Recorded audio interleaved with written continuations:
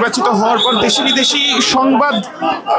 সাংবাদিকদের সাথে, সংবাদ মাধ্যমের সাংবাদিকদের সাথে মত বিনিময় শেষে বের হচ্ছেন বিএনপির চেয়ারম্যান তারেক রহমান এবং তাকে ঘিরেই কাজ করছে। আমরা এই মুহূর্তে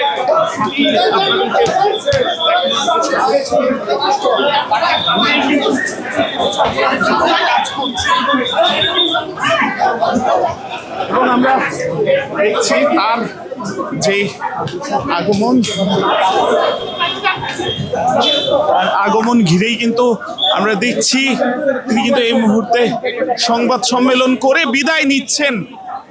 এই ইন্টারকন্টিনেন্টাল এলাকা থেকে, এবং সেটি কিন্তু আপনাদেরকে দেখানোর চেষ্টা করছি। কড়া নিরাপত্তার মধ্য দিয়ে তিনি কিন্তু বিদায় নিচ্ছেন এই ইন্টারকন্টিনেন্টালের যে বলরুম রয়েছে, সেই বলরুমে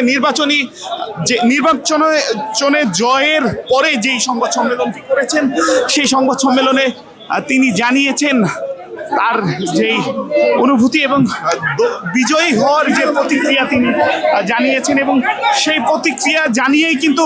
নেতা কর্মীদের থেকে বিদায় নিচ্ছেন এবং দেশি বিদেশি বিভিন্ন গণমাধ্যমের সাংবাদিকদের সাথে কথা বলে তিনি কিন্তু এই মুহূর্তে ত্যাগ করছেন ইন্টারকন্টিনেন্টাল এলাকায়, এবং সেখানেও তাকে ঘিরে কিন্তু কঠোর নিরাপত্তা রয়েছে। আমরা দেখছি সিএসএফ এবং এসএসএফ এর যারা সদস্যরা রয়েছেন তারা কিন্তু তার নিরাপত্তায় নিয়োজিত রয়েছেন, এবং এই মুহূর্তেই কিন্তু তিনি ত্যাগ করছেন এই ইন্টারকন্টিনেন্টাল এলাকা, এবং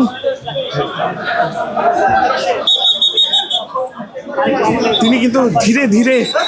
বিদায় নিচ্ছেন এই ইন্টারকন্টিনেন্টাল এলাকা থেকে।